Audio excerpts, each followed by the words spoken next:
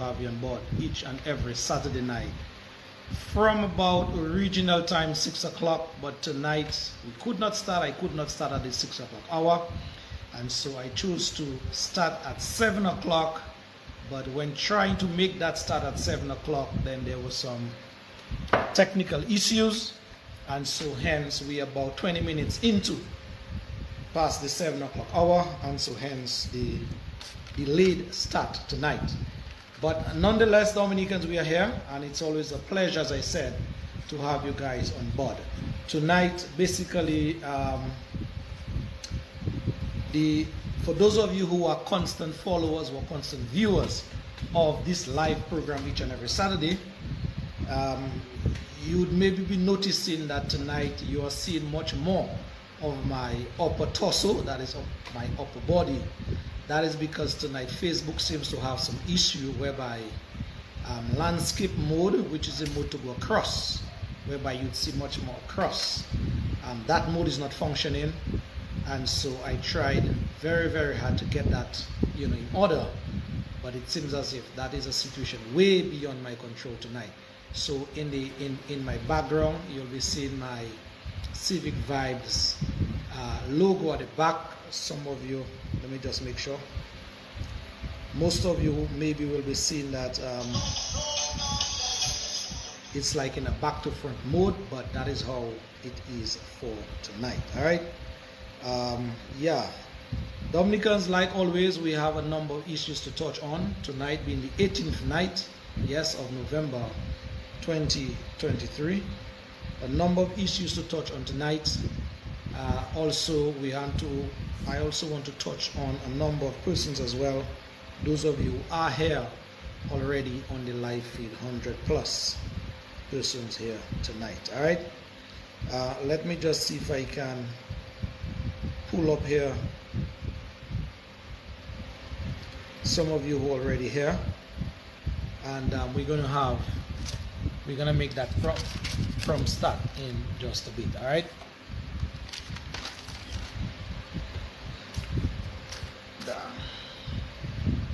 All right. Dominicans, a number of persons out there are hurting. A number of persons have lost loved ones through whatever means, and so with these persons we always empathize, we always sympathize with them. I'm hearing today that in Portsmouth, yes, Portsmouth, that a mother and a son, they were both laid to rest today. One funeral service where a mother and a son was buried today. That is a very sad situation indeed for that family, and so we, on behalf of many of you here this evening, we want to pay a special tribute, as it were, to that grieving family at this time. The circumstances surrounding the death of both mother and son, whereby they had to be buried today together, I am still sort of trying to piece together the facts surrounding that situation, and so I choose not to go into that aspect tonight. But what I can tell you for a fact, a mother and a son, they were both buried today, all right, in the Portsmouth area. I'm also learning as well today, when I went to the market area this morning, a young lady brought to my attention that a brother by the name of Mr. Neville Hector suddenly passed away this week. I spoke to the mother, that is, of this brother today, and she said basically they were shocked by her son's passing, and so the Hector family at this time in the Cochrane area, I want to sympathize with you guys as you go through your time of mourning. All right. There are a number of persons. I think my brother Randy Turney, who is in the Bronx, he sent a note earlier to me, a voice note that is, and told me, Lofty, my mother, who is in Kaliwishi, she too, She has gone to the great beyond. And so he asked that I extend sympathies tonight on his behalf, so that the grieving families will know at least that he care and other persons care. All right, so Brother Randy Turney, in this time I normally say you got to look up, because it's only when you look up that you can find true strength. That is where true strength comes from in time like this. All right, though friends may come around and support you, but then it is a good Lord who can really and truly bring that kind of comfort that all of you guys need in this time. All right, Dominica, our country itself is going through some very trying times. So I ask of you out there as well, those of you who are not on the mainland, to keep us, the Dominican people, in your hearts and prayers as well, as we continue to go through very, very trying times in Dominica. Tonight, Dominicans, the program will not be too packed with different topics.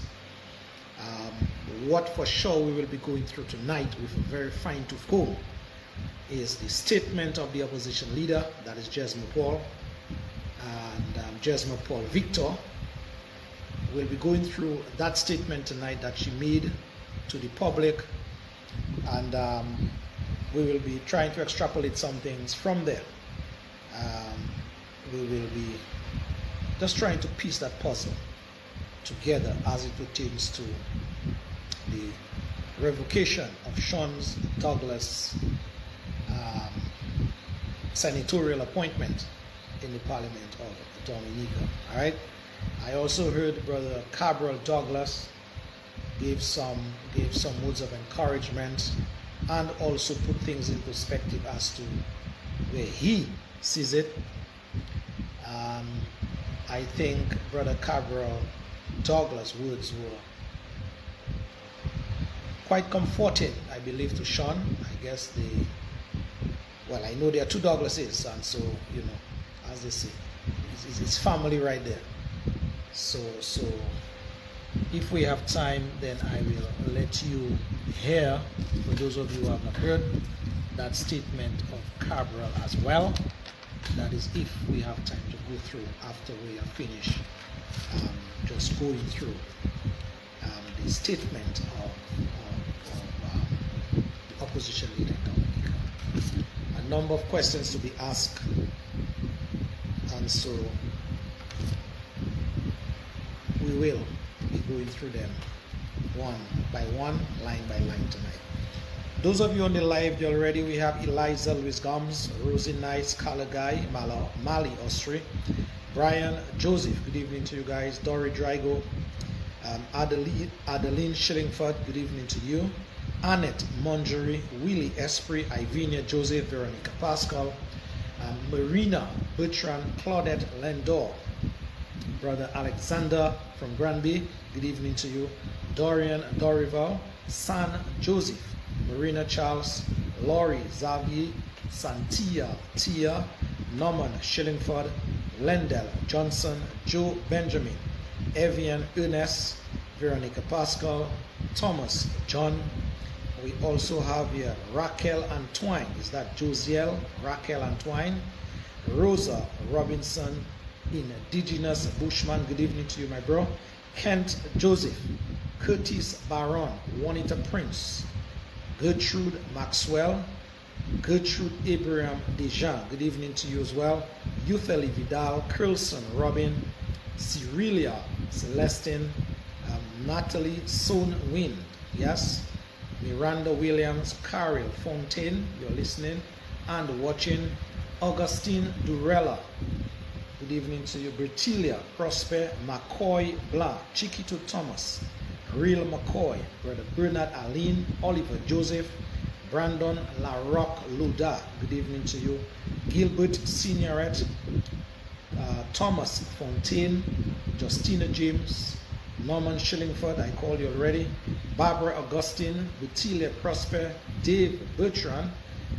We also have here Julius George, David Simon, Marshall Lawrence, Crystal Barry. We also have here Henley Prosper, Francisca Deluge. Good evening to you guys. Gwyneth Latouche, Magali, John Jules. Yes, all of you folks who are here, those of you names I can see, those of you names I cannot see for now. Patrick Thomas, Marva Prevo, Judy Berry just joining in, and the host of you who are already here. Special good evening to all of you at this time. All right, Brother Ricardo sent me Ice Maroney just tuning in, and so folks, it is already 7:30, so we have to sort of get things cracking here, get things going here indeed. But again, thank you guys for your eyes and ears each and every time. Dominicans, we will be starting off tonight with the conversation where our country, Dominica, the government of the day, that is the one called the Dominican Labour Party in Dominica, chose to go through Parliament last Friday and basically put us again under some more debt. 40 million US dollar plus debt we are hearing, and that is all, as they said and continue to say, it's all in the quest of the rehabilitation or beautification or whatever it is of Roseau as the city in Dominica.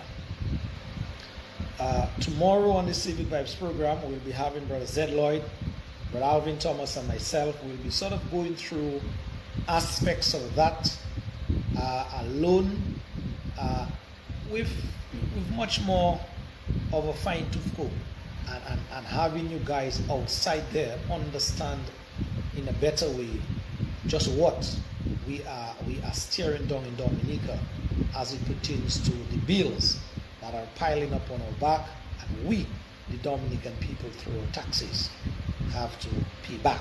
All right, so we'll be going through that tomorrow with you guys. But suffice to say, what I want to say about that is that the government of the day continue to do things in Dominica and basically keep the people out in limbo.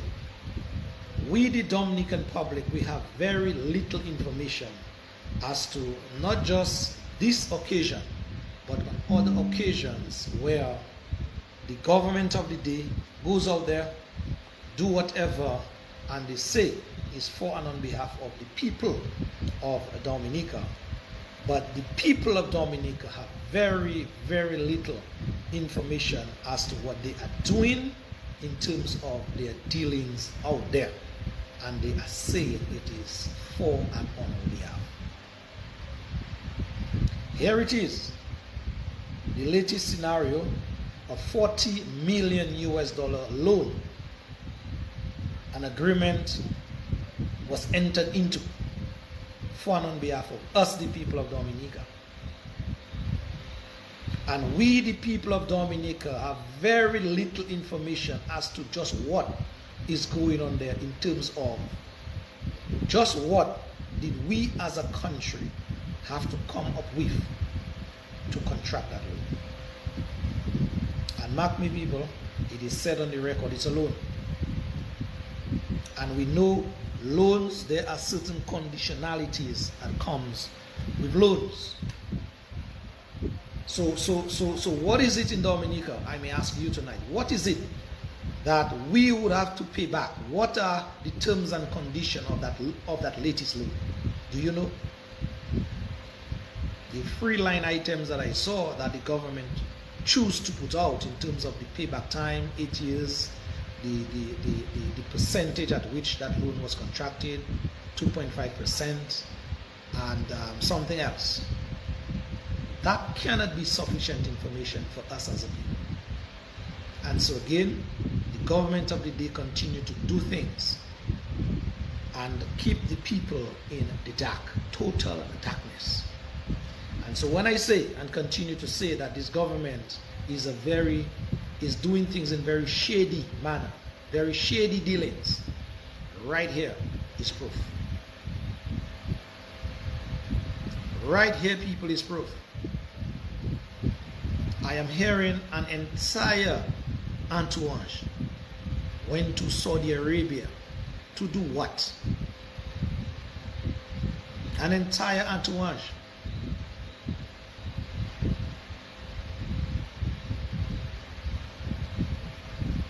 Now, all these extravagant expenses, people, these are not free.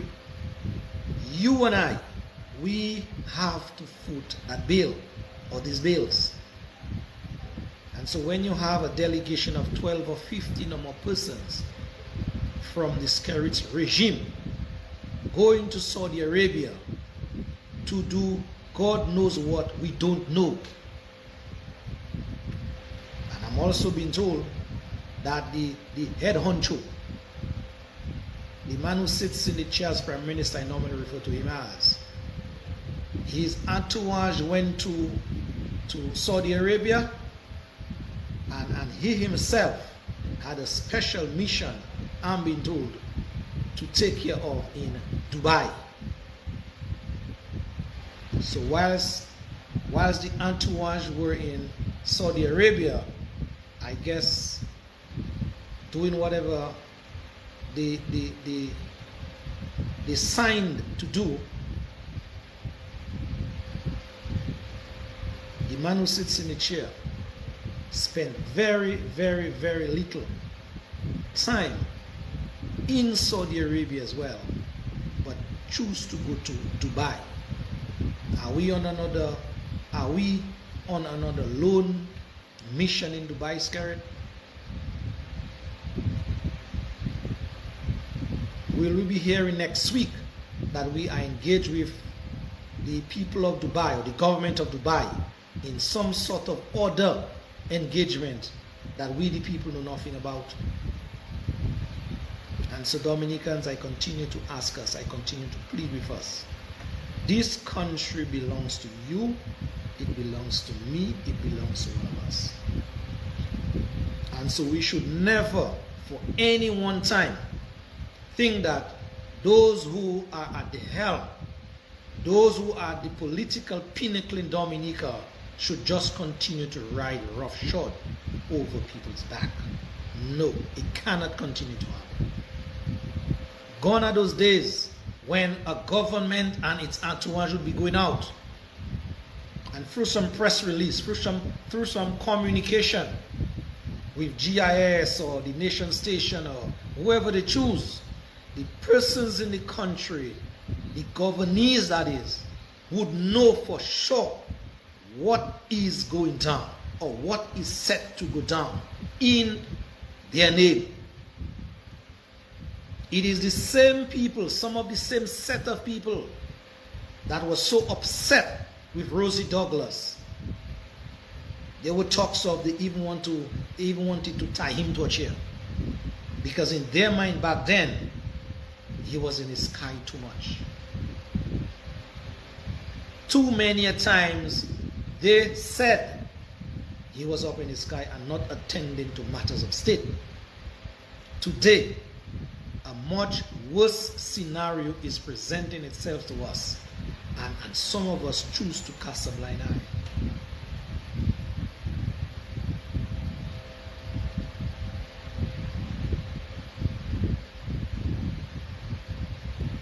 Some of us choose to cast a blind eye, Dominica. Some of us choose to.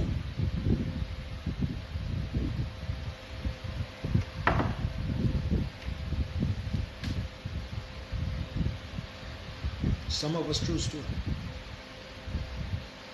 And you have a number of things in Dominica, a number of scenarios that are not being properly taken care of from the government standpoint. Yeah? A number of situations. We have our NEP workers, they are under pressure. We have the hospital under pressure. We have our healthcare under pressure. The agricultural sector, we don't even need to go there. Every sector in Dominica is under tremendous pressure. And it is this government that choose to keep the people in the dark, as it were, as it pertains to matters of state. I'm being told a lady went to the hospital when? About 2-3 weeks ago. And the lady was basically bleeding in her brain.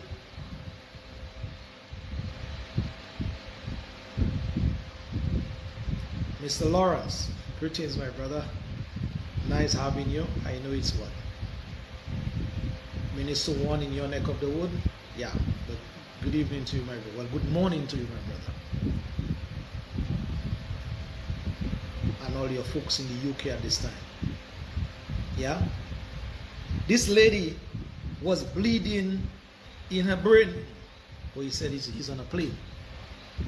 Well, that's what technology affords you, affords us. So you can be anywhere and be tuned in. Thank you, my brother. This lady was bleeding in her brain. She went to the hospital at the PMH, that is, and absolutely nothing could be done for this lady. Absolutely nothing. The lady passed when? To the Saturday. The lady passed Monday or so. Monday gone. After being there for like 2 or 3 weeks, just lying in the hospital. So if things like that, in terms of health and other situations that are affecting our people in a negative way, that we cannot as a country bring them under some sort of control, well, what are we doing? We really don't have a country. We don't have what it takes to put a country on good footing.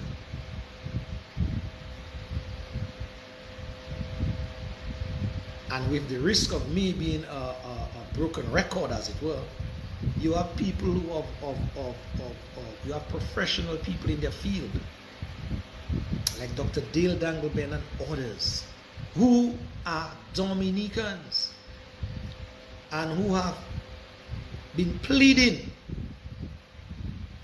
with the government of the day. All they need to do is they just want an opportunity to display or put their professionalism at work so that their fellow men and women could be the beneficiaries. And because of this crass partisan political crap, these people are left out in the cold. But it is the same set of people who will clap and say everything is well, everything is jolly well. It is the same set of people who their relatives will be dying. You can't mourn them. They're going 6 feet under. Where in other countries, in other jurisdictions, that may have not been the case, or should not be the case. But in Dominica, we don't have what it takes. And of course, it is said, and even the man who sits in the chair as Prime Minister, he basically concurred with what was said. We have billions of dollars sitting out of our country that is not being used for the betterment of Dominicans. How can that be, Dominica, in the year 2023?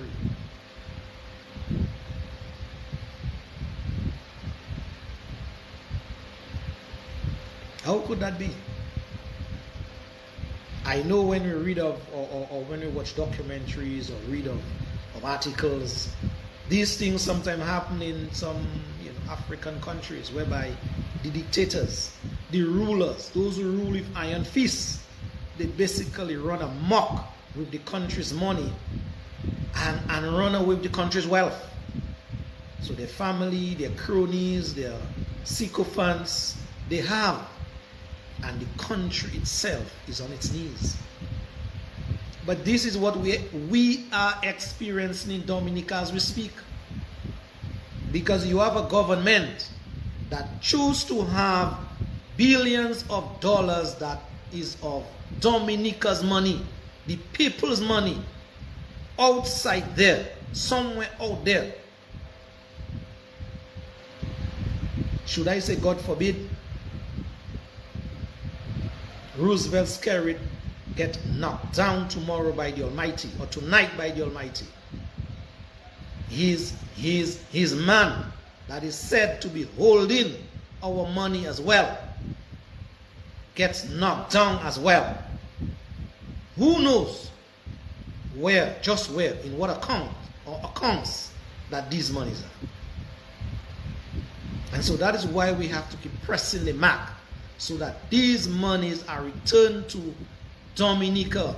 They are placed in Dominica coffers, in Dominica's treasury, to the benefit of Dominica and Dominicans.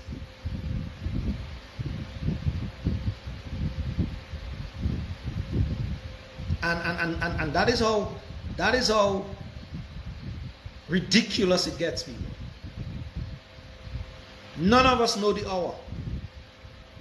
And so if Roosevelt hour would come tonight, the country would be in further economic crisis.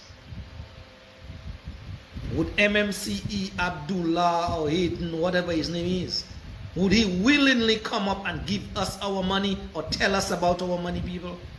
And that is the brass tacks of what we are facing with our monies.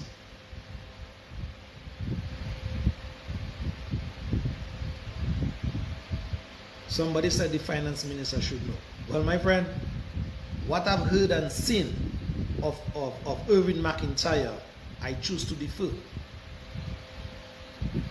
Have you ever heard, Mr. Charles, have you ever heard the finance minister in name who holds that portfolio now said anything about the $40 million US contracted loan? Have you heard? If you heard, I haven't.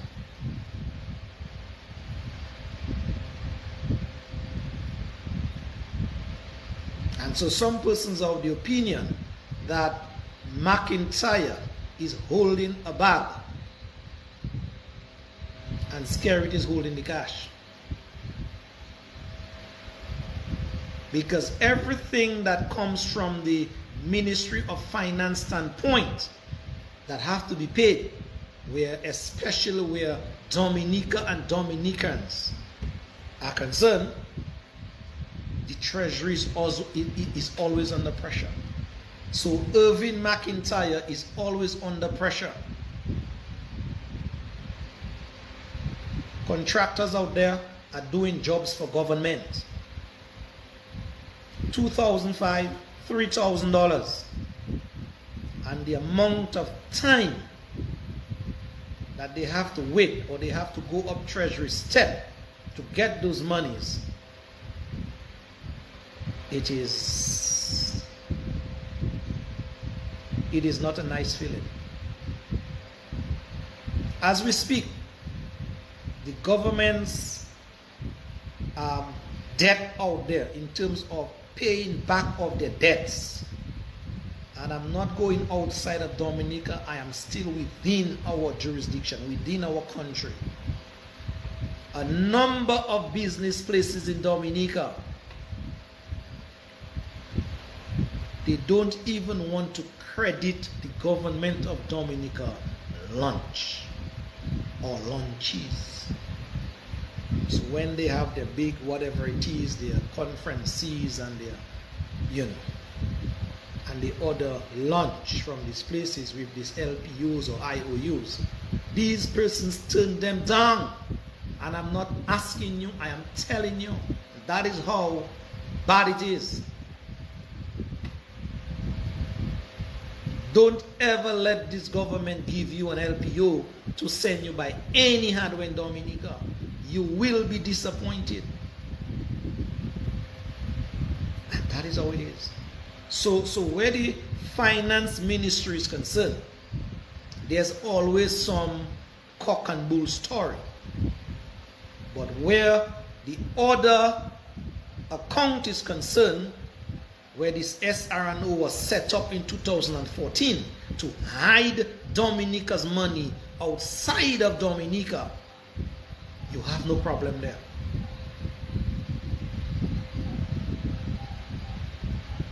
And so it is like Dominica now as a country, we are running this place on two economies.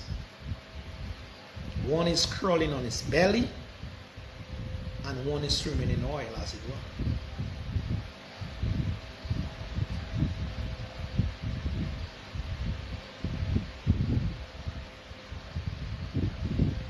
And it is a hard, sad situation for us to stomach in this country. And so that is why every Saturday, people, I choose to just come and spend time with you guys. Because a lot of you, especially those of you outside of Dominica, when you hear the reports coming from Dominica, you will think as if, well, we are back into the milk and honey days in Dominica. You heard a young lady reporting this week, I think it's Tuesday or Wednesday thereabout, or whatever day it was, where the port and their charges, and she refused to take the items after those exorbitant charges were preferred against her, or preferred to her to pay.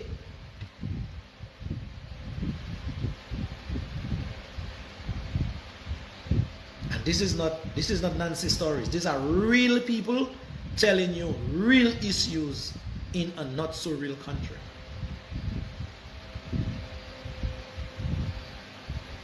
And that is what we are facing.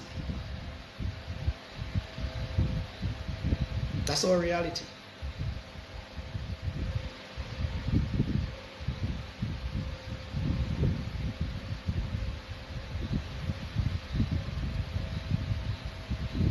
And as I keep telling you guys, I am a man, I'm on the ground. I'm always on the ground. As a matter of fact, I work on the ground. So when I go to the different holdings in Dominica, the different catchment areas in Dominica, the different families in Dominica, the different people in Dominica, and I hear their stories,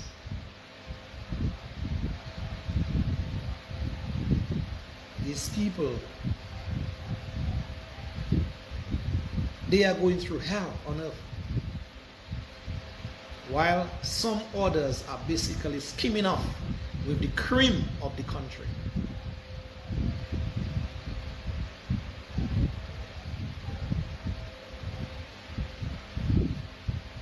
You have a government, or what passes for government people, who would in these hard economic times take more money onto or for themselves, and not pass on anything of substance to the people who matter in this economy. So you have the nurses, you have the doctors, you have the policemen, you have the civil servants, you have the firefighters, you have the street cleaners, you have the people who really and truly should be getting some kind of meaningful increase. They are not getting that kind of increase. But you have Roosevelt and his crew would add to their salary, and the people in Dominica, by and large, some of you are mute on matters like this. And so I really have to try to understand sometimes what is really at play in Dominica.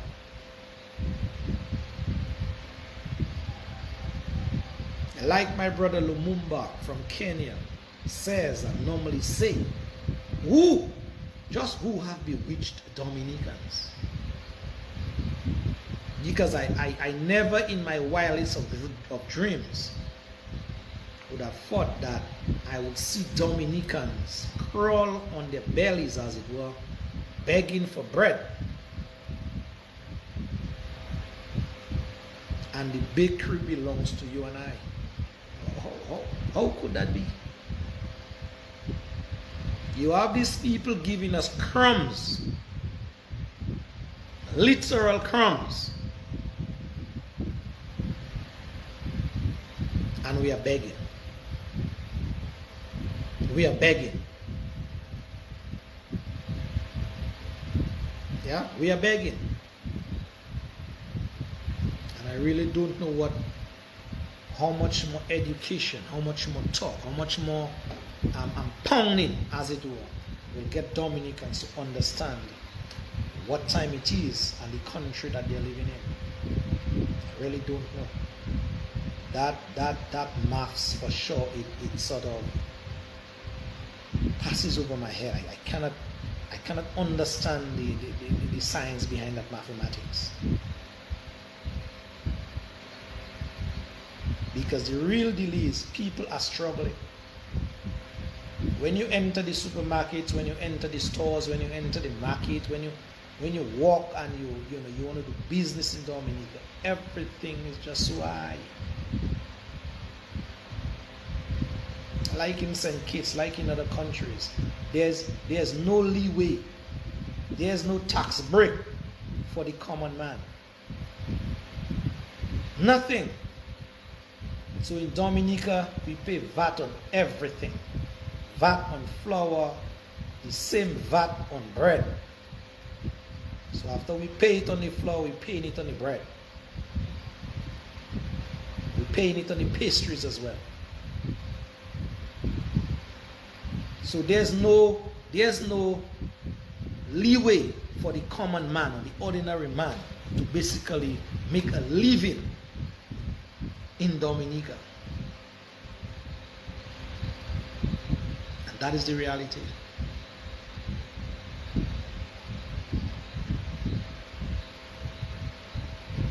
Gone are those days, people. Gone are those days when people in Dominica used to say that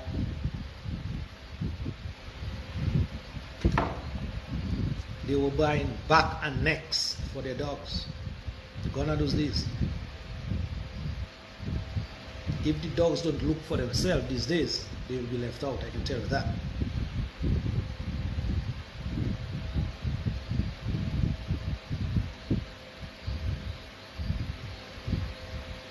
Yeah? And that's our reality.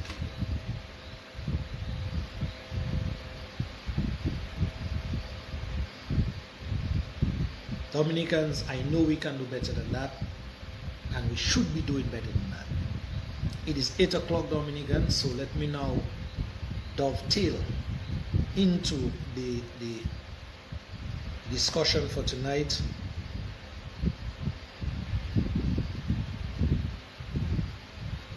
All right, Brother Randy Turney, I am now seeing a picture of your mom, and so again we want to sympathize with you, sympathize on her behalf at this time.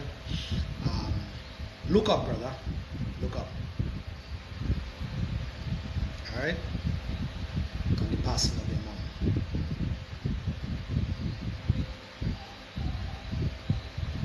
Everything in Dominica, people, it's like sky high. Everything is sky high. And we just cannot understand what is happening. There's nothing. In 2000 and before Pierre Charles died, those of you who memory is good enough, Pierre Charles in Dominica, Pat Cobbett said just had some back and neck. So you see, Pierre Charles in Dominica, people, introduced that VAT, value added tax system, to Dominica and Dominicans. Pierre Charles died, and that VAT is still around. And that was all the way back in 2004, thereabout, 2003, thereabout. Basically 20 years now. We have this VAT on our backs. And those of you who remember clearly well, Pierre Charles said that was just a period. As a matter of fact, he called that period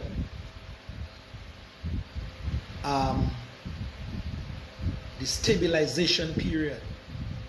Hence the levy was a stabilization levy. And he said that we will be just going through that period for some time. Once we are out of the woods, as it will, economically speaking, we'll get back to the 7% or 3% tax, sales tax, or whatever we used to pay then. I think it was 7%. And up till now, people, Dominicans have just been paying that 50% as if, well, there's nothing better than that.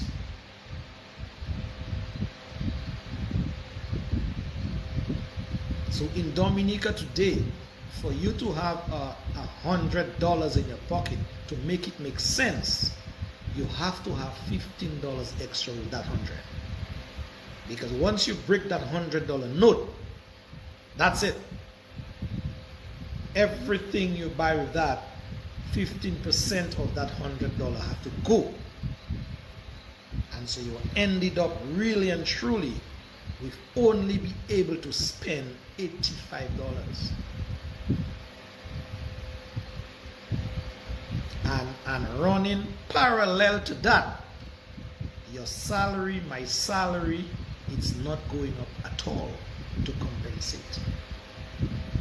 So whilst things are skyrocketing, the salary remains the same. And even in some situations in Dominica, because of the economic situation, some salaries are cut. Some salaries are adjusted downwards. Some businesses have no other option but to close their doors. Whilst our newfound friends, the Chinese, they are opening up their doors. When will that end, Dominicans? When? Just when will that end? I'm still asking myself that all important question.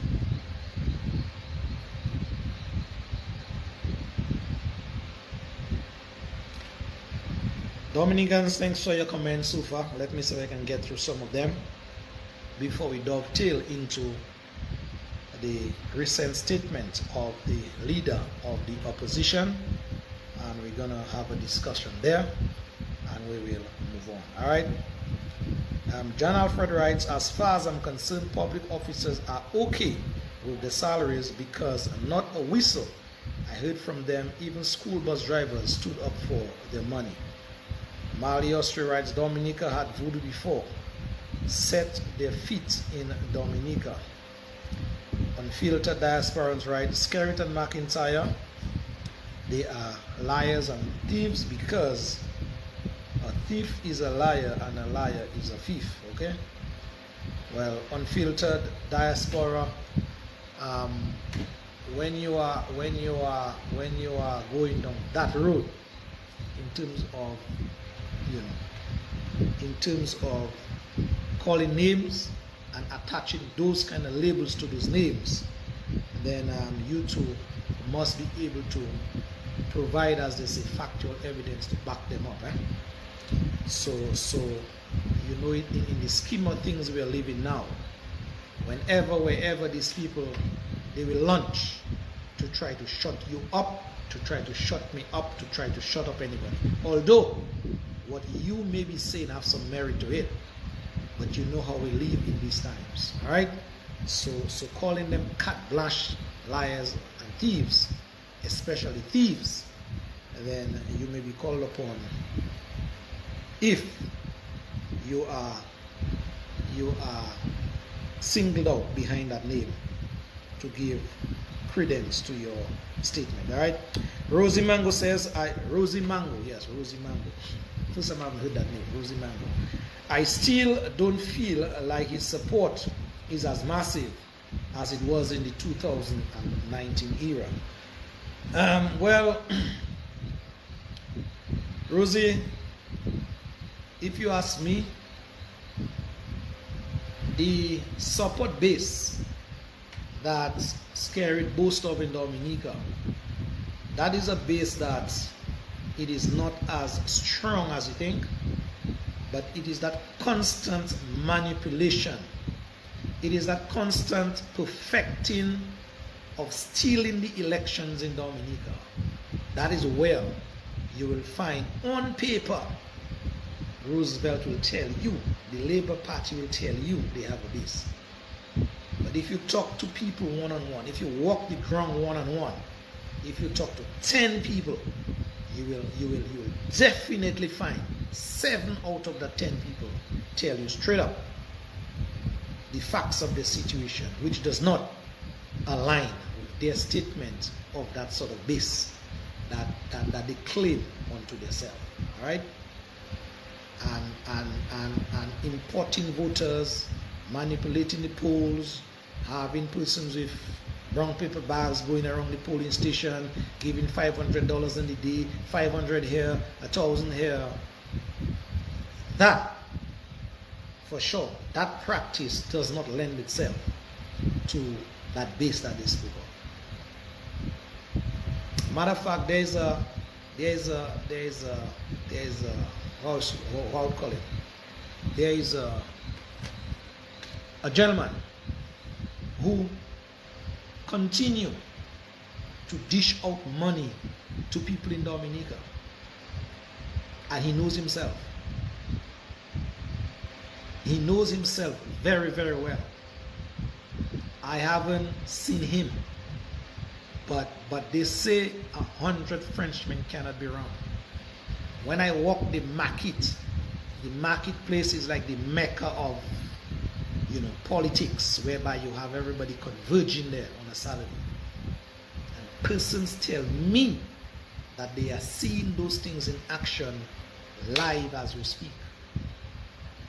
Where this brother hands out cash to people to buy their market, to pay their bills, to whatever it is.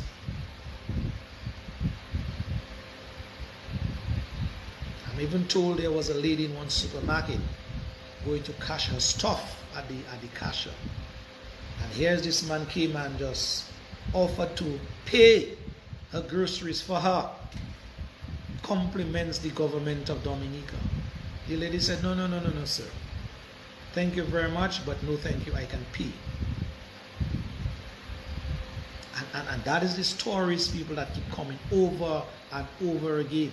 We heard about that same gentleman and other gentlemen, other people have loads of cash walking around, bribing, cheating, stealing elections time and time over again. And so I am telling that gentleman, I'll give you a proper handle for tonight, sir. You know better. You should do better. And I will say it again, I said it already. You may just be putting yourself in harm's way, trying to protect an evil regime on the backs of the people. The times are very desperate. The times are very dangerous in which we live. So you having that bag of cash, as it were, persons know you to be having that bag of cash going up and down, basically giving people, saying compliments Labour Party. My brother, you may be putting yourself in harm's way. And you need to stop it. Let your conscience be your guide, if you still have that God-given conscience. Yeah?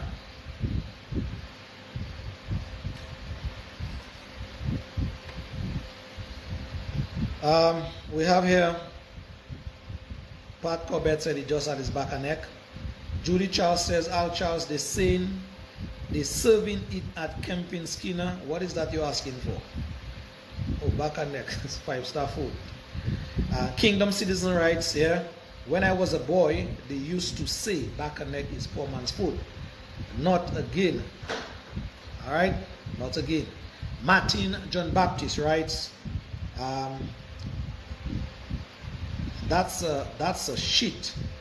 VAT punishing the people 3 times for the same crime of being poor because of the government. Shake my head.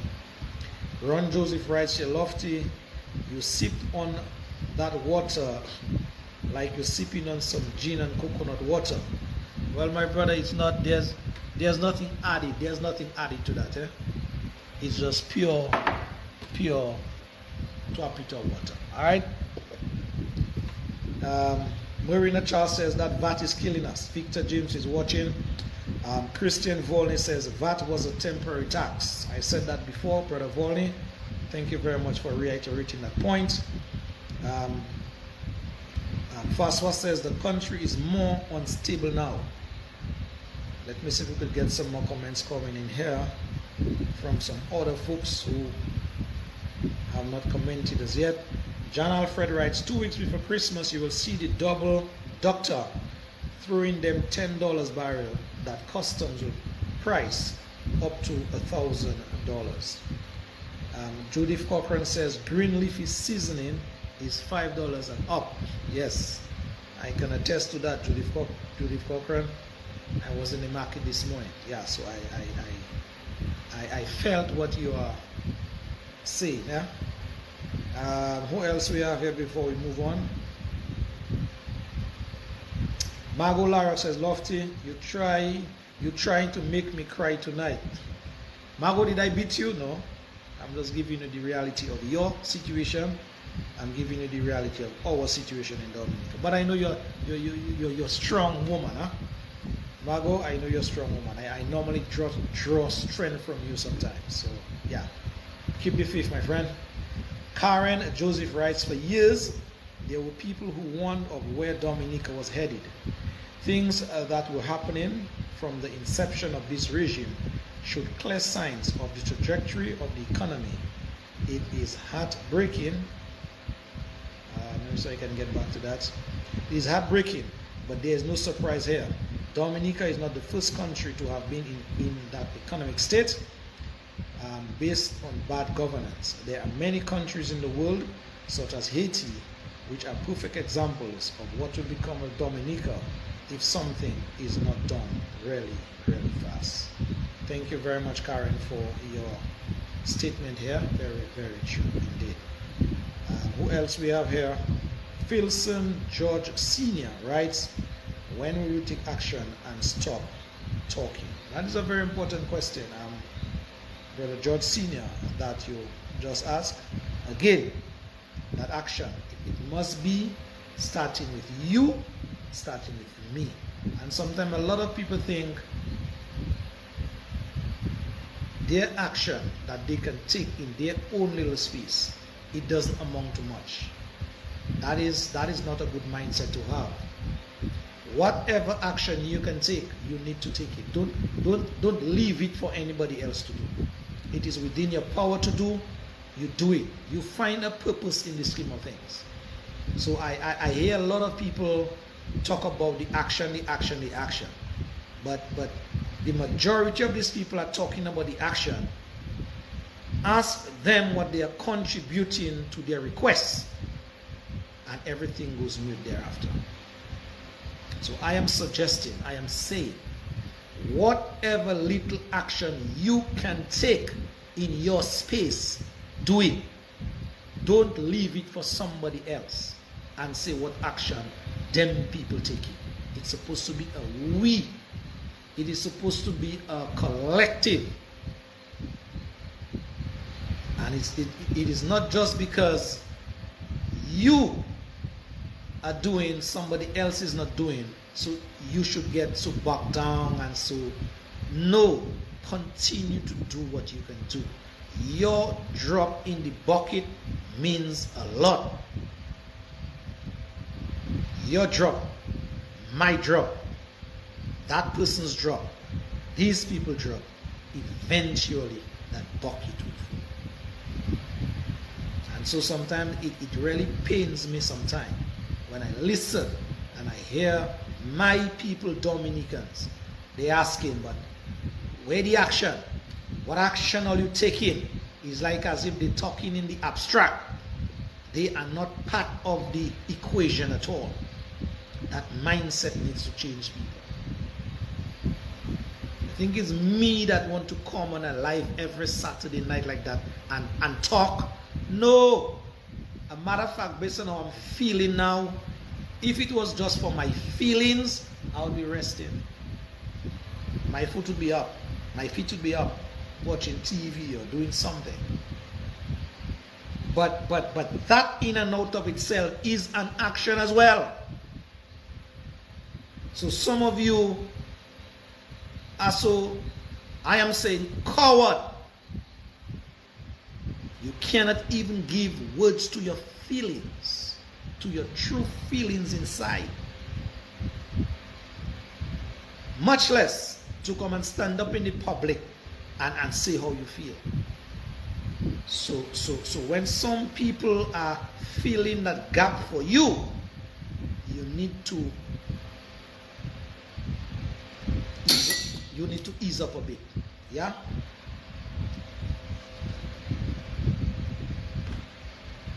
A spring just fly out from my device. Even the spring in my device there is listening and is taking action. What about you? What about you?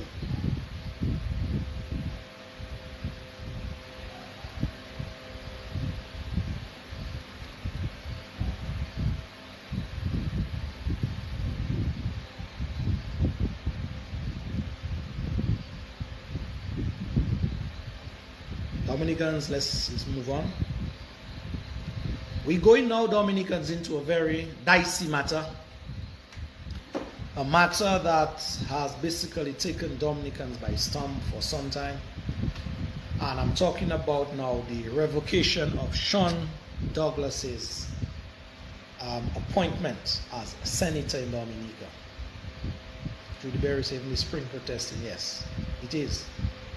It just flowed from position. Dominicans, I have heard a lot about what transpired on the 6th. Read that letter from the leader of the opposition. And based on me listening to all sides in the matter, what I deduced from that whole fiasco, it is a situation like what we call, or what we know to be, smoke and mirrors. And you will understand in a while, as I continue on, why I choose to describe it like that.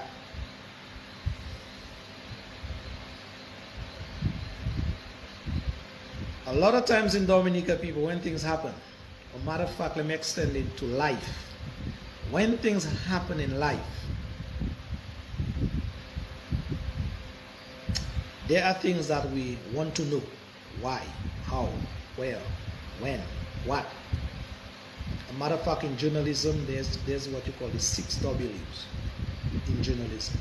Once you have the 6 W's locked down, in terms of the facts pertaining to the 6 W's, the what, the where, the when, the how is there as well, the W's at the end. And most importantly, most critical is the why. W-H-Y. Most critical.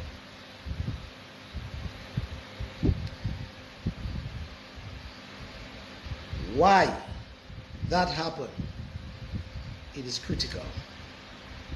Why whatever happened, it's critical. And so we now need to ask ourselves why what happened to Sean happened.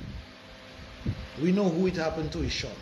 We know when it happened on the 6th or whenever. We know how it happened.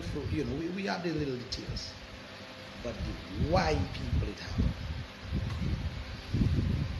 And as I tell you, I am a person, I am a thinker, I analyze things.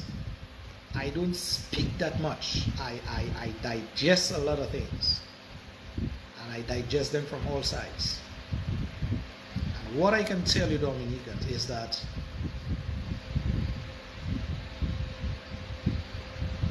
some people who you have never ever heard or heard very little of in that Sean revocation scenario, these are the people I am coming to understand that had the biggest say into the why what happened.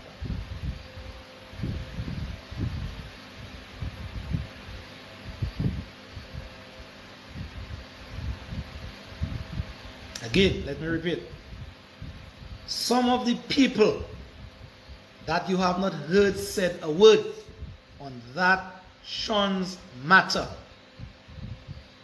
or some of the people you have heard very little from on that same matter, these are the people who are the main architects of the why that fiasco transpired.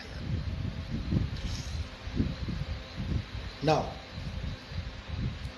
sometimes when I come to you and I speak to you, you want me to tell you everything like it's like black and white.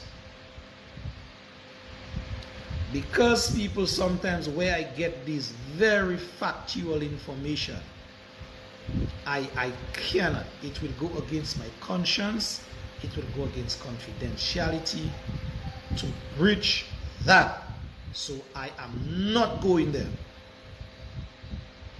So if you want me to tell you names tonight as to who exactly I'm talking about, you can as well leave the live now and go and sleep, because you're not here.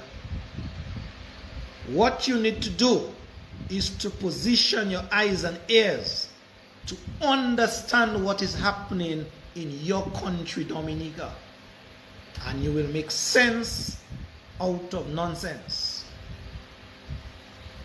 Again, I want to repeat, the people you have not heard, well, some of the people you have not heard said zilch on that Sean's matter, and some of the people you have heard said very little on that matter. Some of these people I am understanding from very factual, on fly on the wall scenario, they are the architects of that fiasco. And I leave it right there. As they say, time will tell.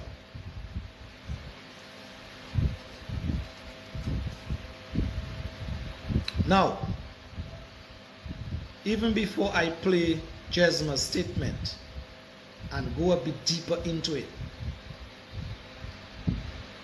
I heard when that statement was played on Friday on the radio station, and I heard a number of callers called and gave their piece, and they are in their right to do so.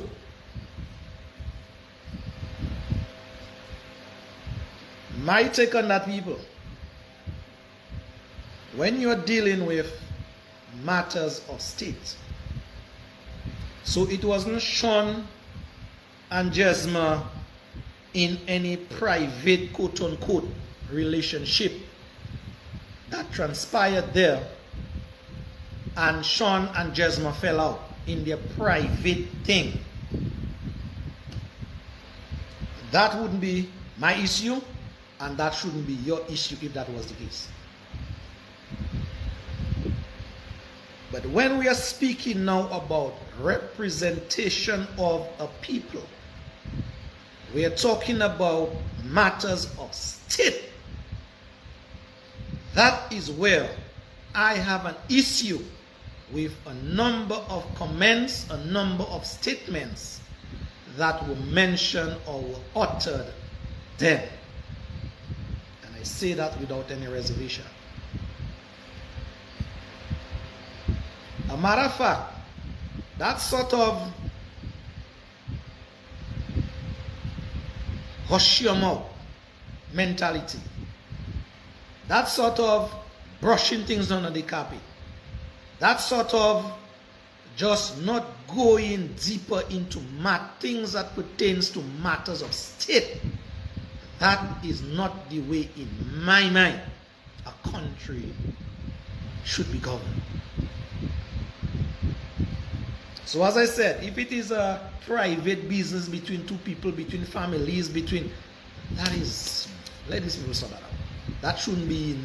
But when it pertains to Prime Minister, leader of the opposition, senators, parliamentarians, representatives in the different constituencies, I have an issue with that hush mentality.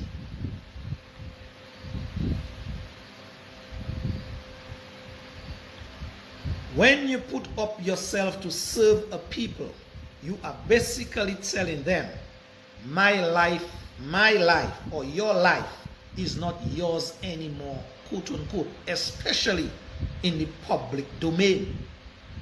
I am representing you, I am representing your interests, and so it is what you tell me to do.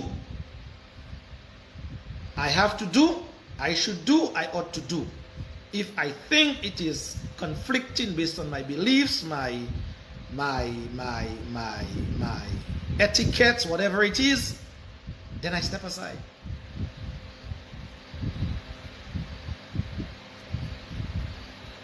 So,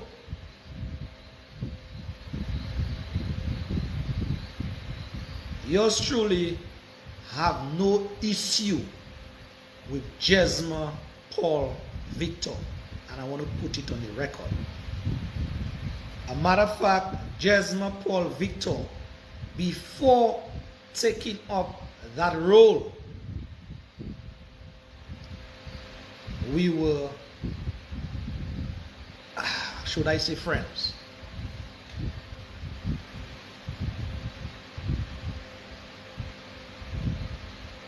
I will not go deeper into the friendship, but I consider we were friends. So I have nothing against my friend. I have an issue or issues with my friend now in the position of the opposition leader and the actions thereof. That is my issue.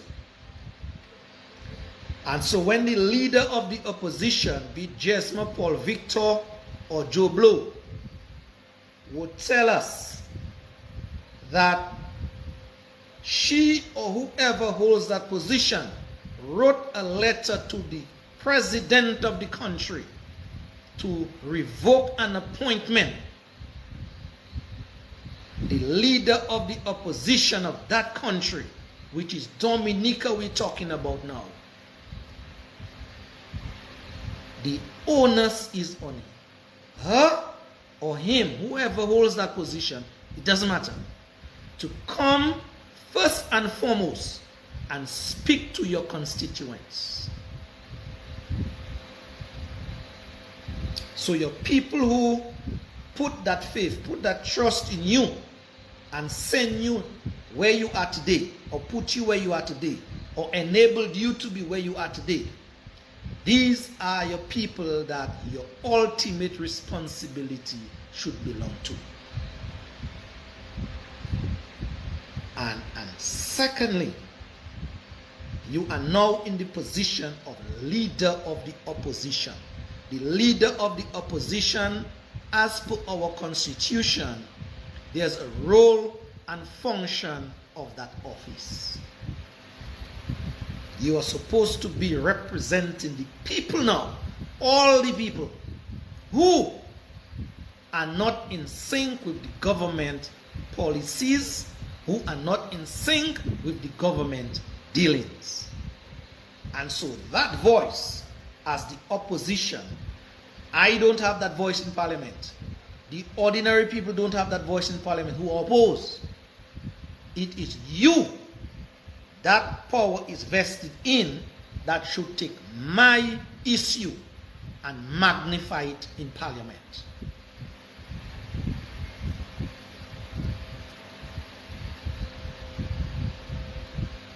what I have been hearing, or let me reverse it, what I have not been hearing in Parliament by our opposition people now, it is frightening. It is one thing to stay at your home. It is one thing to stay around a corner. It is one thing to stay under a tree. It is one thing to stay on your phone to have a conversation about your like and your dislikes as opposition figures. And so I know by me speaking my mind, I am already not in some good books with some people, but it is what it is.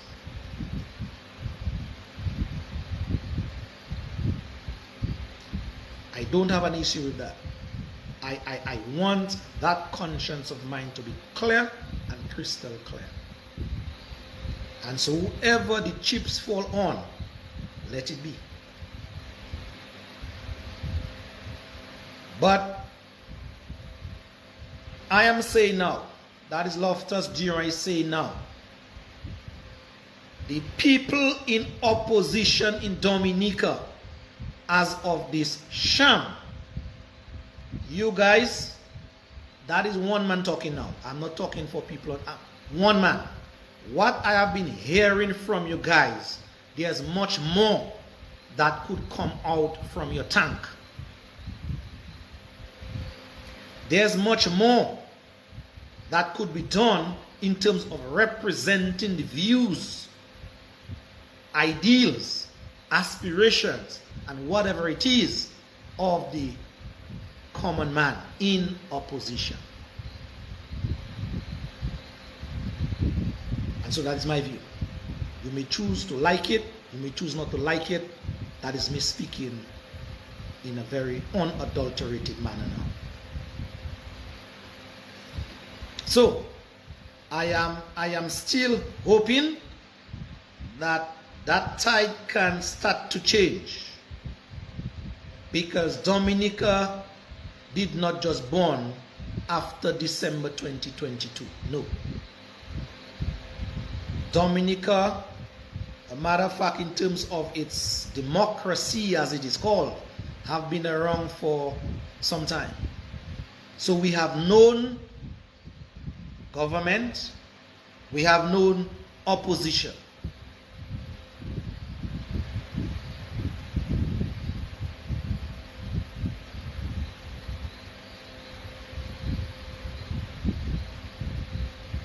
Yeah? We have known differently. That's what I'm saying. And so yours truly will be continuing to watch. Yours truly will be continuing to monitor exactly what is happening where our parliament now is concerned. And I will continue to speak. As I said, it's not a matter of liking me or loving me. It doesn't matter. In life, the light bulb that is lighting now, that is so radiant in nature, it has negative charge and positive charge. Fused together gives off light. And so in life, if you have everybody on your side, clapping you on, cheering you on, well done, lofty, well, you have an issue. You have to have the detractors. You have to have the people to keep you grounded so that you can shine.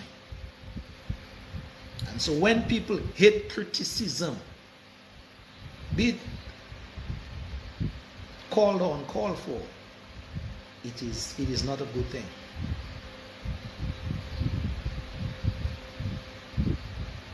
We have to learn in this life to agree, to disagree, and move on. But some persons, they hold you to heart until the good Lord calls them home. That is not God. And when you're talking about matters of state, it puts it now in a different orbit. people in parliament supposed to be of a certain caliber. They're supposed to be made out of a certain type of material. But this thin skin thing, and nah, that is not a cup of tea. So I am saying the letter of revocation that came from the leader of the opposition now, we heard it. We'll be hearing it in just a while. And there are lots of things to unpack in there.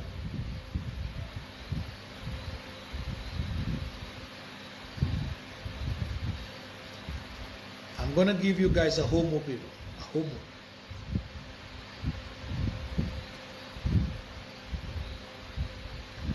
And without calling any names, because I don't like the name calling without facts. Next week,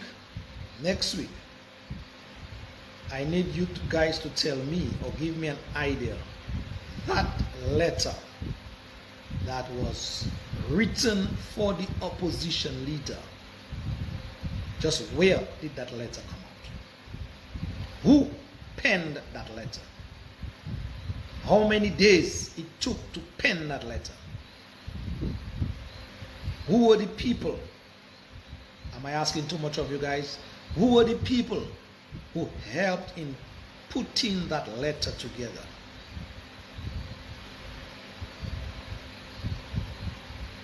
That's your homework paper for next week. Who were the people who helped put that letter together? Who was the main architect in putting that letter together? And how many days did it take whoever to put that letter together?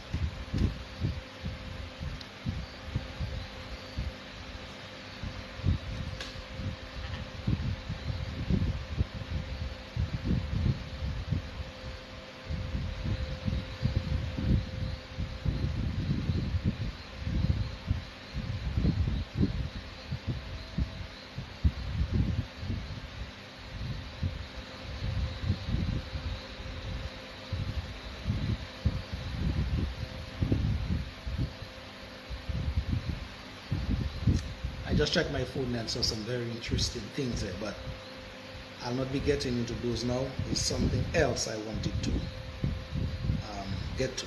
All right.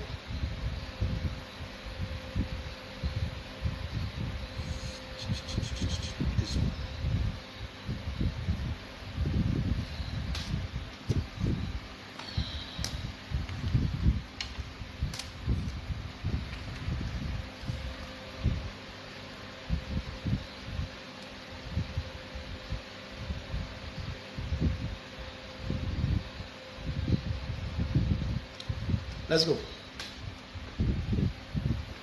Let's go. To be accountable. Let's start out from the start. On Monday, November 6, 2023, as leader of the opposition, in accordance with the provisions of Section 35(2) of the Constitution, I advise the President to revoke the appointment of Mr. Sean Douglas as Senator with immediate effect. As the servant of the state responsible for the senatorial appointment of Mr. Douglas on January 13, 2023, this was a particularly difficult decision. It came after weeks of careful consideration of the importance of protecting the dignity and credibility of our democratic governance processes from individual excesses. I deeply regret this course of action, which became necessary because of a significant breach of trust, callous disregard for the principle of collective responsibility in the parliamentary opposition, and a refusal to be accountable for unilateral actions that undermine the work of the team. These behaviors conflict with the values that are essential to the effective discharge of our oversight and representational responsibilities in Parliament. Further, they severely frustrate upholding integrity, ethical conduct, and the commitment to the highest standards of national service that we strive to honor at all times. I note the verbal abuse directed at me, the calls for my resignation, the double standards, and the misogynistic disrespect for my decision that have flooded the airwaves and social media in recent days. First and foremost, I serve the people of Salisbury, Kolibisri, and Monrachet as the representative in Parliament. It is because of their votes that I also serve at this time as leader of the opposition. I serve faithfully to the best of my ability and absolutely at the pleasure of the constituents of Salisbury, Kolibisri, and Monrachet who have the democratic rights and responsibility to terminate my services at any time. Until such time, I will continue to discharge my duty as a creature of the Constitution of the Commonwealth of Dominica with great honor and pride, without fear or favor, affection or ill will, according to law. May God continue to bless Dominica. Thank you. All right. Thank you as well, the Honorable Leader of the Opposition, that is Jesma Paul Victor, for your statement that you put out in the public sometime earlier this week. Folks, let us try now to do some unpacking of that statement.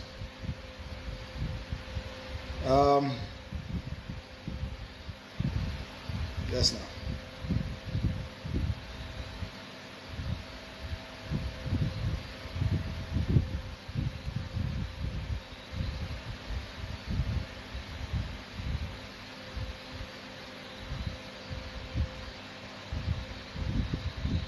Let us try to do some unpacking of that statement, as I said, people, so that we can sort of put things in proper perspective based on what we know as facts for now.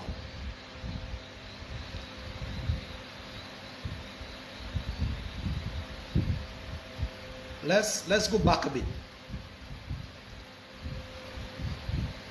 When Charles Angelo Savre's term was about to be expired,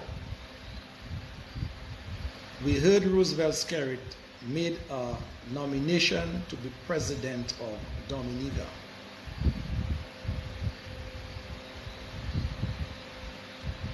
We also heard, in response or in rebuttal, the leader of the opposition, that is Jesma Paul Victor, also made a suggestion as to a nomination, or her nomination, or the opposition's nomination to the presidency of Dominica.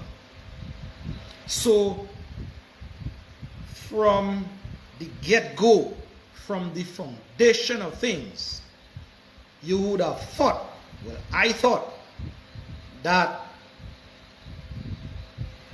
the government and the opposition, they were at loggerheads in terms of who, just who, would be sitting in the seat of president after Charles Savre retires. That's a fact. So here it is, the government side nominated who is sitting today as president, and Jesma Paul Victor and the opposition, by extension, nominated Annette Sanford. The day came when Parliament now had to meet and put a vote together as to who would be sitting in that chair. Either Annette Sanford, nominated by the opposition, or Sylvanie Burton, nominated by the government.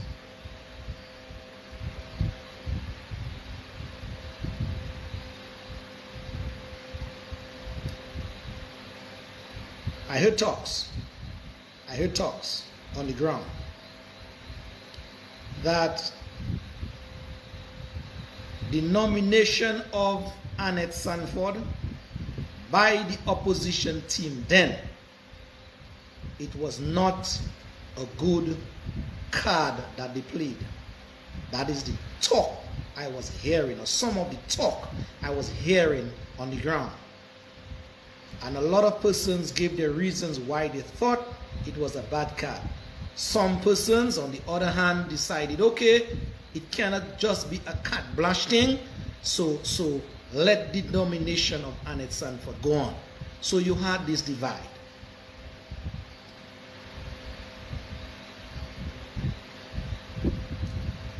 I am being told from very reliable sources, after that nomination was made public by the opposition forces in Dominica, the opposition people in parliament,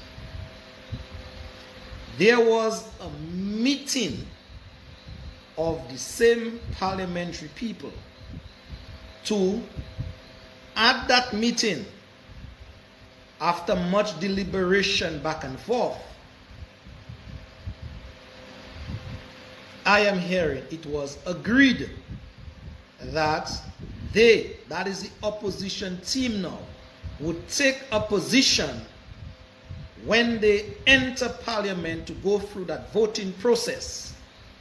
There would be nothing in terms of rebuttal or objection or clarification or whatever coming from their side. So right there, people, my mind went into some kind of thinking mode. I asked myself then, why would you go that route, nominating a candidate to be president as opposition? Have a meeting thereafter and choose to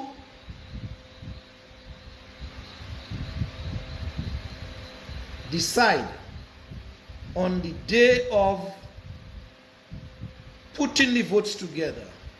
You chose to stay mute on the matter as a collective, as a team. That is what I'm being told, that after much back and forth with that private meeting. So thinking people now wants to understand what is the rationale behind that decision. What was the rationale behind that decision? And folks, we are taking it very slow, because a lot of times things happen in Dominica, it is too fast-paced for some of us. So we hear the end of a story, or the seemingly end of a story, before we go through the different steps or backtrack, try to recollect things that went on. So just why? Again, I come back to why. Just why was there this consensus now by the opposition forces, I'm being told, to say nothing in parliament on the day of the election of the president? That's why the jury is still out on that.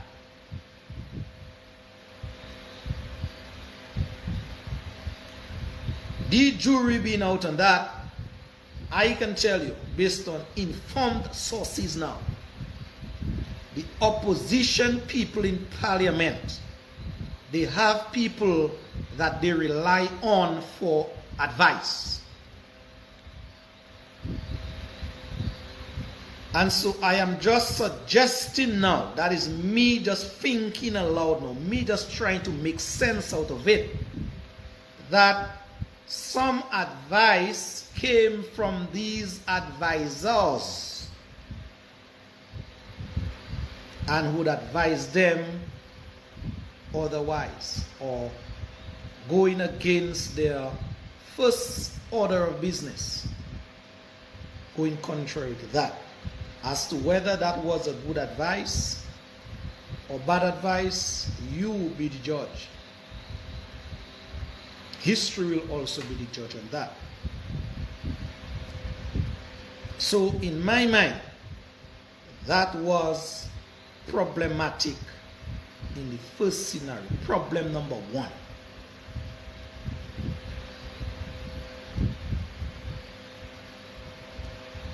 Because the reality of what was to be played out in Parliament was, that's the reality. Sylvanie Burton, nominated by the government side. Annette Sanford, nominated by the opposition side. And in everybody's mind, there was supposed to be, because of these two nominations, a vote, a discussion, a debate, because that's what primarily Parliament is all about. And subsequently a vote for one versus the other. That is what, was in most people's mind. But when the opposition turns around and decides now as a collective, they will say nothing in Parliament. Guess what? Guess what was being set up now as to how it would have been played out in Parliament. The process would start, formalities would go on, speaker would give address, time come for that election. The government side would just have their say and their way. And the opposition side would just stay mute. As a matter of fact, the opposition's nominee would be like null and void in there on the day. If the opposition had their way how it was supposed to play out, based on consensus.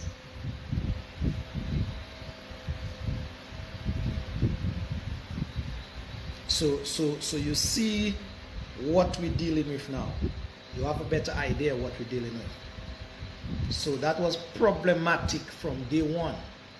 The good book says a man, and I guess it refers to women as well, that is unstable in their thoughts,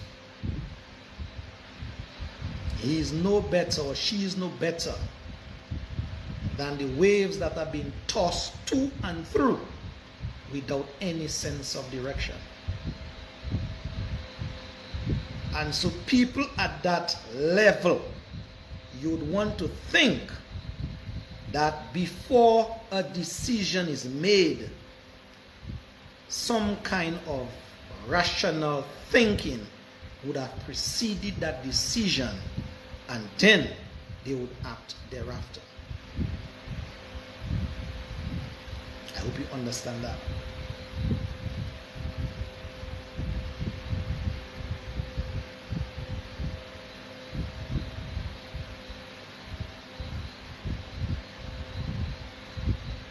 The leader of the opposition said in a statement,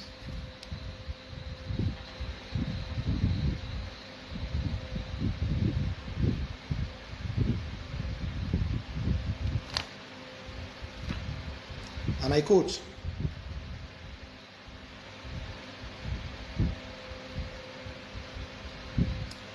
"As a servant of the state, responsible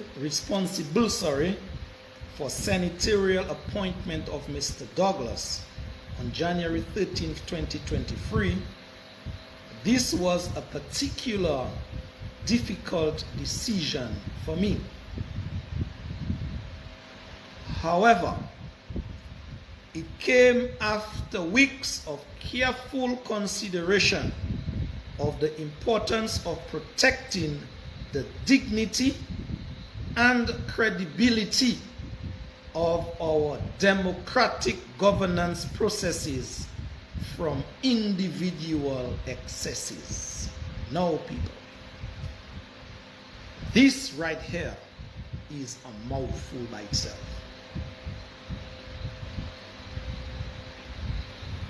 And so that is why I ask you, the type of language that is used in there, the order in which that type of language is used, the choice of language used. It is not the ordinary Joe Blow that wrote that letter for the opposition leader. These words, I'm telling you, they are well chosen, well crafted words.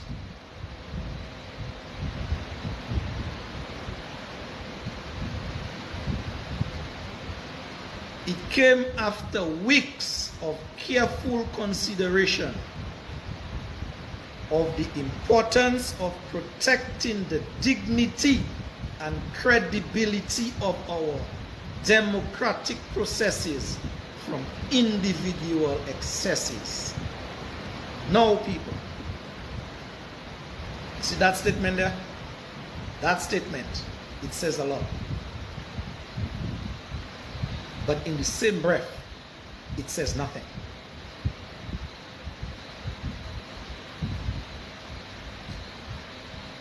If the leader of the opposition, well, not if, it happened already, so let me take back the if. The opposition leader went as far as writing to the president to asking her to revoke Sean's Douglas senatorship.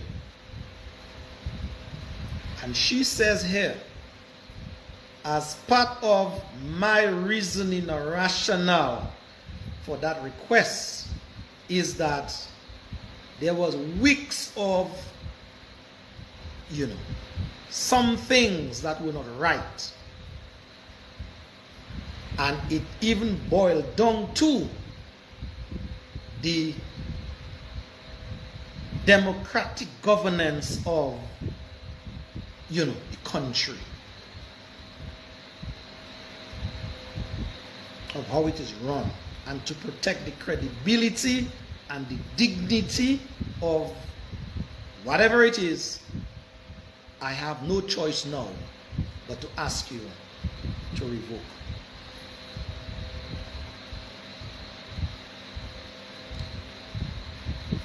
As I said, people, it is this kind of wordings, it is this kind of letters, it is this kind of utterances that keep people, the governees now, more in the dark than anything as to really and truly what went on.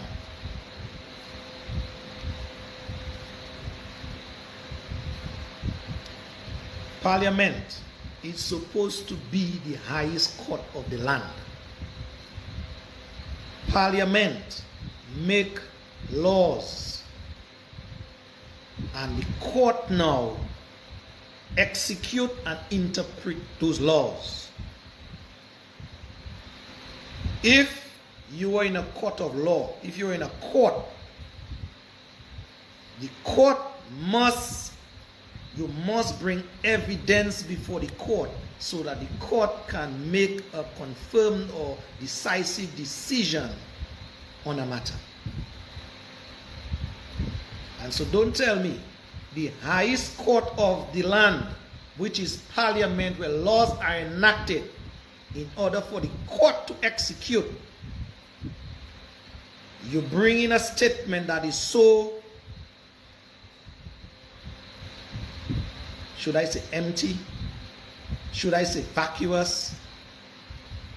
That the people in the street now have to be wondering what you are talking about. So this loaded statement about credibility and governance and dignity and processes, and what does that boil down to in terms of the revocation, the request for Sean's appointment to be recalled? What does it boil down to? And as I said before, it is not a private matter between you and Sean that is there. That is a matter of state. You have the responsibility to appoint or disappoint, as it is said, as leader of the opposition. But you also have the ultimate responsibility as well to be unambiguous with a people when making your decisions. And so whoever it is that sits in that chair of leader of the opposition, they would be coming under the same scrutiny like Jesma is today. Doesn't matter who.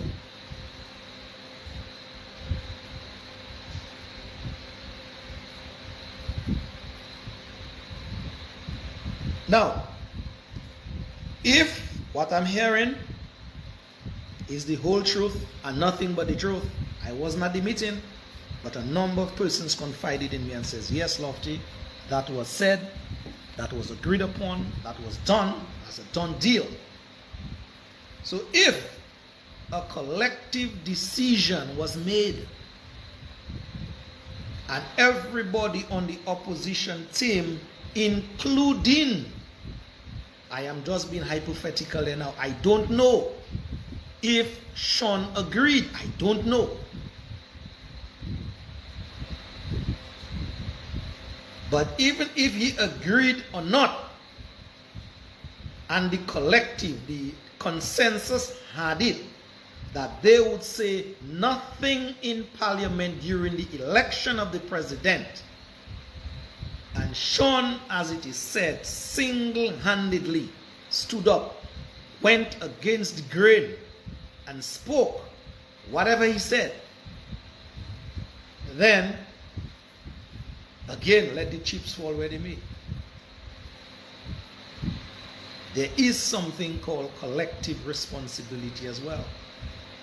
So if what I am hearing from the grapevine is true and is factual, then to me, Sean himself needs to look within himself and dig deep. And even tell us now, why did he go against consensus and stood and spoke?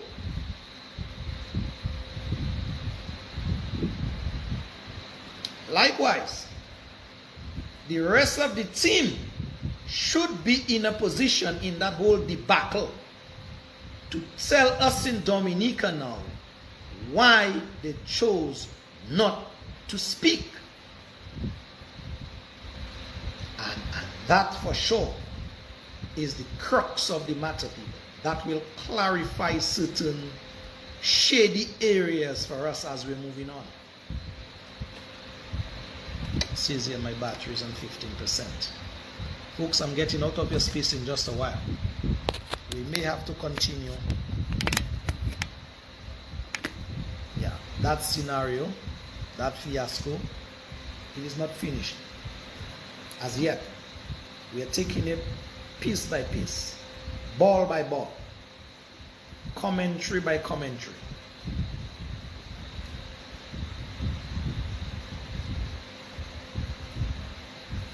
Jesma continues and says, the leader of the opposition, Pardo, continues and says, I deeply regret this course of action which became necessary because of a significant breach of trust.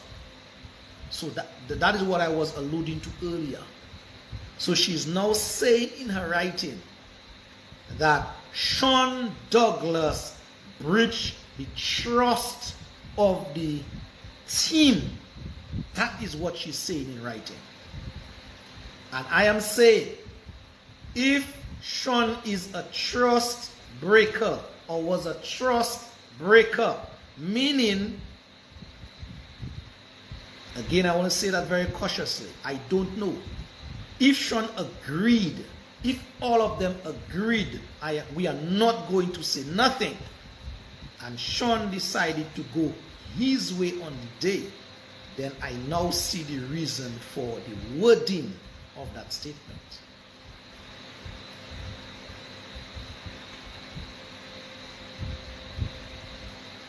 Because of the significant breach of trust, callous disregard for the principle of collective responsibility in the parliamentary opposition and a refusal to be responsible for unilateral actions that undermines the work of the team. So again, if what the leader of the opposition is putting out there as the reason or reasons why the revocation, then we now need to know exactly what was said or what was done or what was not done. It cannot be that statement to stand alone. That statement cannot stand alone. In the eyes of the public, it is very shallow. Although these words are very choice words by a professional, I'm being told, or professionals that came together and gave it their green light to go after how many days of consideration, but it cannot stand alone. You're dealing now with matters of state.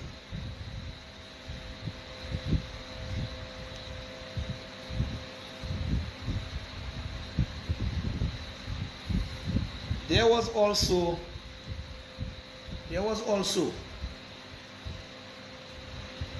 a meeting that I'm being told, a meeting. Now in Dominica, you hear different things from different circles. There was a meeting with somebody. If you talk to this side will tell you that meeting was with that set of people. If you talk to that side telling you that meeting was with that set of people. And right there again, it's a level of confusion.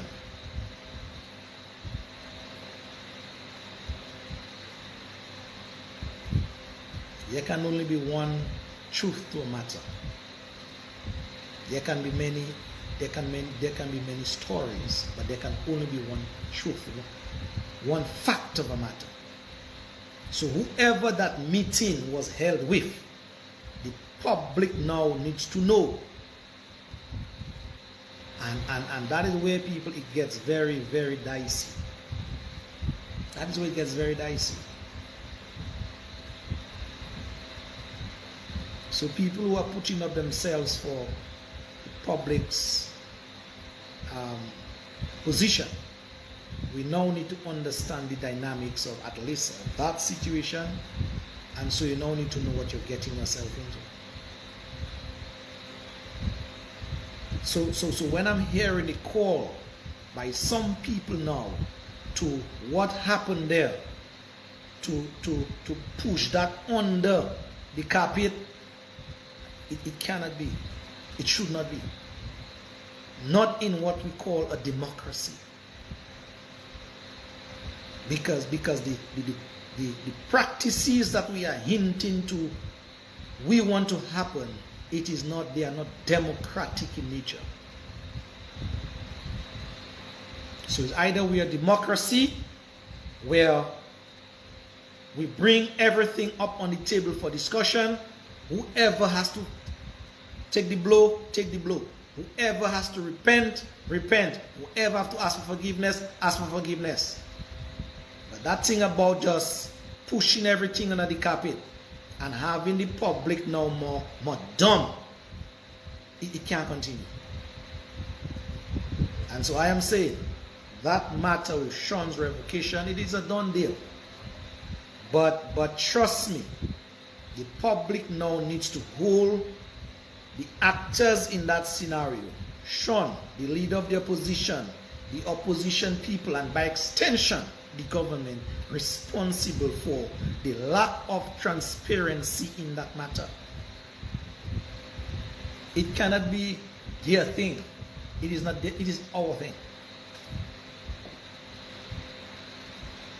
So if what I'm understanding went on, there was this weeks of, heaviness and weeks of this and weeks of that, then at least, why couldn't those weeks of this and weeks of that be discussed properly, be, consulted on properly, and that be solved. Right now, we would not have been having that kind of conversation. But it's because weeks of this and weeks of that did not bring results in the positive. That is why that action has to be taken. And so once that action reaches that state or that stage, then the public now has the right to know. If Sean was in his job, we wouldn't be having that discussion. So if big people, if parliamentarians did what they had to do in patching up their stuff, in doing whatever they had to do, we would not be having that discussion. But it's because it wasn't done by whoever side. I don't care. That is why it reached that state and that stage. We are now having that discussion.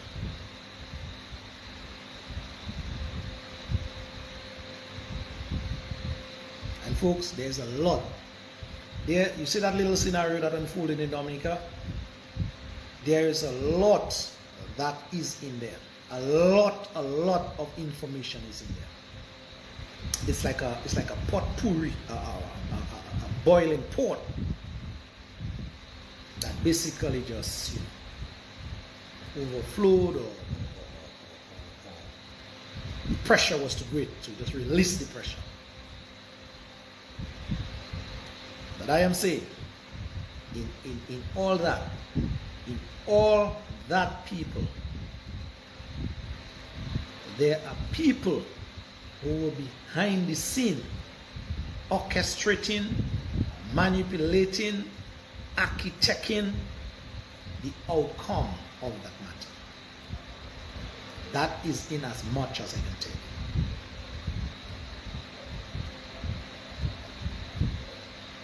So, the leader of the opposition has spoken. It is now the onus on Sean Douglas to speak.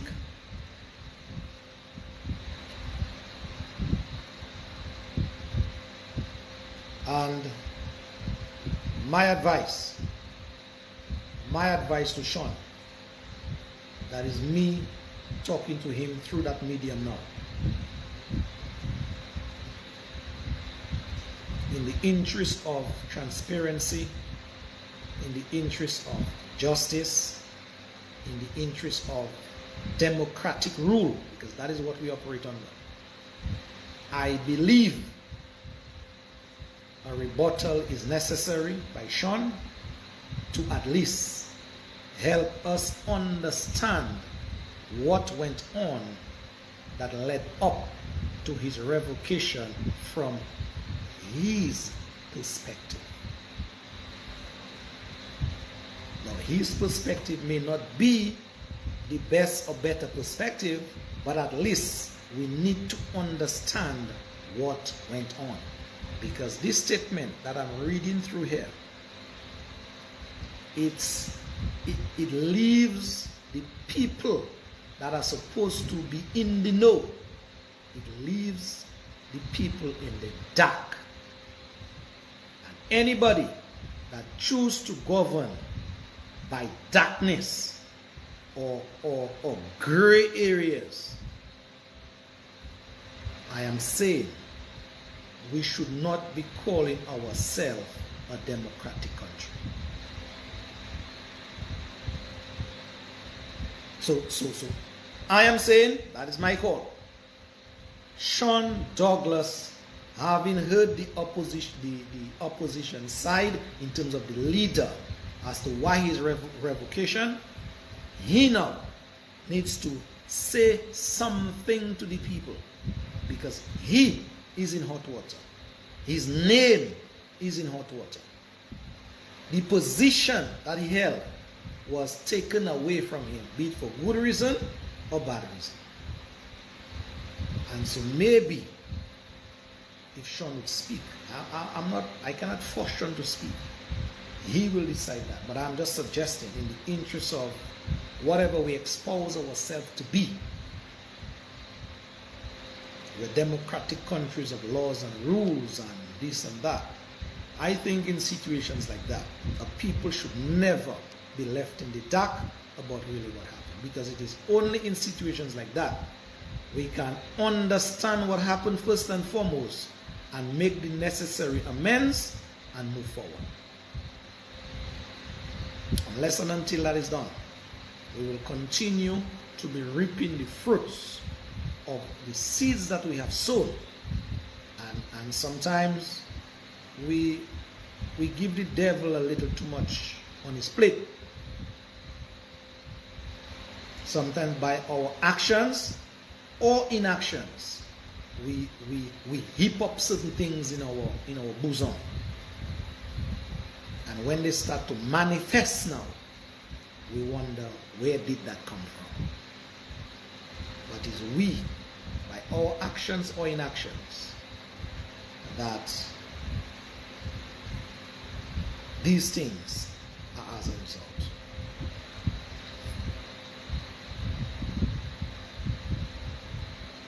I'm seeing Marigold Popo asking why Sean wasn't given a warning letter in writing. Well, Marigold, your guess is as good as mine. I heard that as well from a number of suggestions as well. But that is like water under the bridge now. All right? Again, even that question you're asking, when you hear the both sides, then maybe that question you're asking will be much more clear in your mind as to just why he did not receive a warning letter. And I'm not saying he needed a warning letter, because if what Sean did is or was so egregious to terminate his contract as a senator, then we need to know. And it cannot be these fancy words, well-choiced words to lead us now into thinking of what happened, what actually happened. The Dominican public needs to remember what transpired there, and at the end of the exercise, as they say, the power is in the people's hand each and every time. Dominicans, I started 20 past 7, it is 20 past 9, so I think I have to pack my bag and make some tracks, get out of your space, and see you tomorrow, if the good Lord above is willing, from 6 o'clock on the Civic Vibes program. Tomorrow, we have Brother Zed Lloyd will be there with us.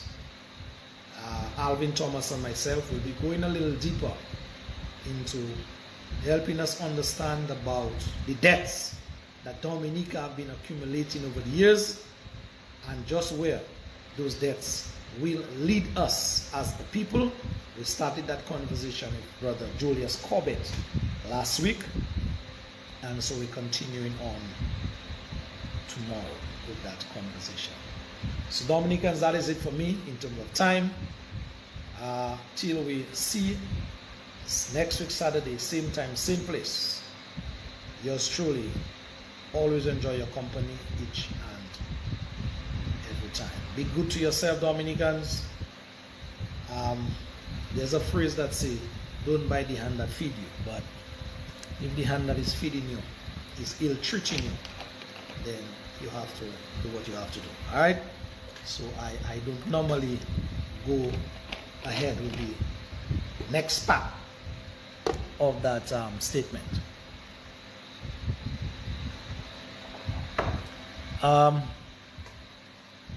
Knowing fully well, Dominicans, that there's much more. There's much more that there's much more in the mortar than the pestle as it pertains to that latest fiasco, Sean, and the parliamentary position. But as they say, you cannot give out everything one time. Time has to take its toll, and in time we will better understand what we're dealing with in Dominica. So Dominican, see you Same time, same place, next week Saturday.